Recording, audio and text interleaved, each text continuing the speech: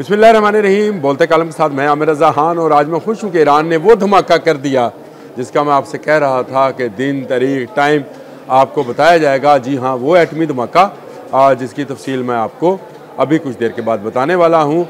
आज मैंने सॉलिडेरिटी के तौर पर काला लिबास भी पहन लिया क्योंकि ईरानी जितने रहनुमा हैं वो स्याह लिबास पहनकर हमेशा रखते हैं, लेकिन आज उनकी सॉलिडेरिटी में मैंने भी पहन लिया क्योंकि ख़बर इतनी बड़ी थी। इस धमाके का इंतज़ार हम बहुत अरसे से कर रहे थे, जब से IAEA ने यानी इंटरनेशनल एटॉमिक एनर्जी अथॉरिटी ने यह कहा था कि ईरान ने इतना यूरेनियम अफजुर्दा कर लिया है जिसके तहत वो कभी भी एटमी हथियार बना सकता है। यानी 90% यूरेनियम की अफजुर्दगी जो है उसने मुकम्मल कर ली है और यही चाहिए होती है एटमी हथियार बनाने के लिए। इस रिपोर्ट के बाद पूरी दुनिया में बहुत ज़्यादा ववेला मचा। सबसे ज़्यादा शोर तो ख़ुद अमेरिका ने बचाया क्योंकि वो अपने नजायज़ बच्चे इसराइल को बचाना चाहता है ईरानी मिसाइल टेक्नोलॉजी से, ईरानी एटमी हमलों से, इसलिए उसने बहुत ज़्यादा शोर मचाया। लेकिन ईरान अपने मौक़िफ़ पर डटा रहा। अमेरिका ने 15 मई को ये एक ऑफ़र की थी कि अगर बैनुल-अक़वामी माहिरीन को एटमी रिएक्टर्स तक रसाई दे दी जाए जहाँ वो यूरेनियम की अफजुर्दगी का जायज़ा ले लें कि किस परसेंटेज तक की है, तो वो तैयार है उन पाबंदियों को उठाने के लिए।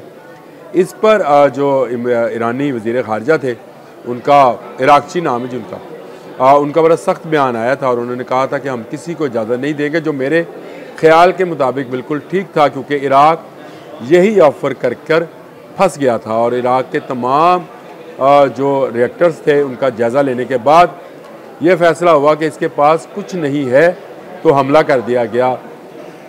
आपको भी पता है कितने झंडे जो थे लेकर कितने ममालिक इराक़ पर चढ़ दौड़े थे। और अब ईरान ने जब ये इनकार कर दिया, साफ इनकार किया और साथ में ये शामिल किया कि हम यूरेनियम की अफजुर्दगी जो है तवानाई के लिए कर रहे हैं और हम इससे कोई एटमी असला नहीं बनाएंगे, इसलिए इस बात से परेशान ना हुआ जाए कि किस परसेंटेज तक हमने अफजुर्दगी हासिल कर ली। हमारा जो कुछ भी है वो एटमी तवानाई के लिए हसूल के लिए है, ना कि एटमी हथियारों के हसूल के लिए। अच्छा, ये 15 मई की बात थी। मैंने 15 मई की बात आपको बता दी जब ईरान की तरफ से इसका बिल्कुल इससे इनकार कर दिया गया। जब ये इनकार हुआ तो उसके बाद से लेकर जो है अमेरिका इस कोशिश में था कि किसी तरह ईरान को दबाव में लाया जाए, लेकिन इसी दौरान क्योंकि पाकिस्तान के वज़ीर आज़म शहबाज शरीफ और पाकिस्तान के field marshal Asim Munir Iran चले गए और ईरान में जाकर ईरानी रहनुमाओं से न सिर्फ हाथ मिलाया बल्कि आने वाले वक्त में पाकिस्तान ईरान के दिफा के हवाले से अहम गुफ्तगू भी वहाँ पर हुई। अब इस गुफ्तगू के बाद अमेरिका के पास कोई चारा नहीं है कि वो चाइना की मुदाखलत को ईरान के अंदर रोक सके। अब उसे पता चल गया कि आज करे ईरान कल करे, धमाका करेगा। और अब ऐसी खबरें आना शुरू हो गई कि अमेरिका ईरान को यूरेनियम अफजुर्दगी की तवानाई के असूल के लिए इजाज़त देने को तैयार हो गया है। वो जो धमकी लगाया करता था कि आप जो हैं अगर आप यूरेनियम अफजुर्दा करते रहेंगे, आपने एटमी रिएक्टर्स को मुआयना इंटरनेशनल कंपनी से ना करवाया तो आपको जो है आप उसकी सज़ा दी जाएगी, आप पर पाबंदियाँ आयद की जाएंगी।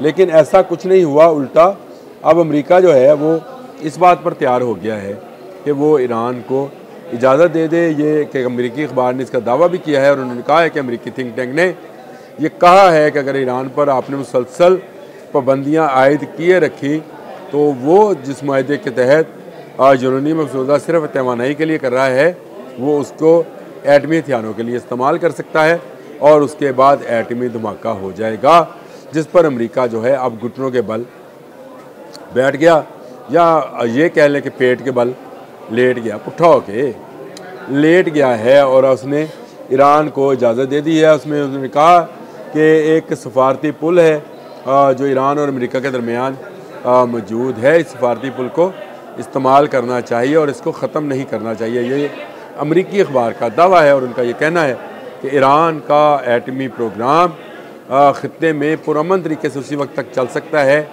जब तक अमेरिका मज़ीद पाबंदियाँ उस पर आयद ना करे। अगर मज़ीद पाबंदियाँ आयद की गई तो ईरान जो है अपनी टेक्नोलॉजी, मिसाइल टेक्नोलॉजी में तो पहले ही बहुत ज़्यादा आगे निकल चुका है और उसने 2500 किलोमीटर तक मार करने, यानी इधर से इसराइल और इधर से मशरक़ी यूरोप तक मार करने वाले मिसाइल्स बना लिए हैं। और ये वो मिसाइल हैं जो एटमी वॉर हेड भी लेके जा सकते हैं। तो ज़रूरी नहीं है कि ईरान अपने सिर्फ मिसाइल प्रोग्राम तक महदूद रहेगा, वो लाजमी बात है कि अपने एटमी प्रोग्राम को भी आगे बढ़ाएगा। ये अमेरिकी अखबार ने यह दावा किया और अमेरिकी थिंक टैंक से इस खबर को लेकर वो बाहर आया कि अमेरिका मशरूत इजाज़त देने को तैयार है ताकि वो ईरान सिर्फ तवानाई के हसूल के लिए वो जो काम करना चाहता है वो करे। और इसके लिए जो ईरान है वो पहले ही रजामंद है, क्योंकि वो कहता है कि उसका एटम बराए अमन है, जो कि हम भी कहते हैं कि हमारा एटम भी बराए अमन है। अगर आज एटम ना होता, हमारे पास एटमी बम ना होता, तो शायद भारत कब का हम पर मुसल्लत हो चुका होता और भारतीय जो अज़ाइम हैं वो भी मुसल्लत होने वाले हैं। उसको खौफ सिर्फ इस बात का है कि हम किसी ऐसे मुआहदे में शामिल नहीं हैं कि हम पहले इस्तेमाल नहीं करेंगे, यानी फ़र्स्ट यूज़ न्यूक्लियर जो है वो हमने कोई मुआहदा इस तरह का साइन नहीं किया हुआ। हमें खौफ हुआ, डर हुआ, तो हम अपना न्यूक्लियर हथियार इस्तेमाल कर लेंगे, जो कि भारत से बहुत कदरे बेहतर है।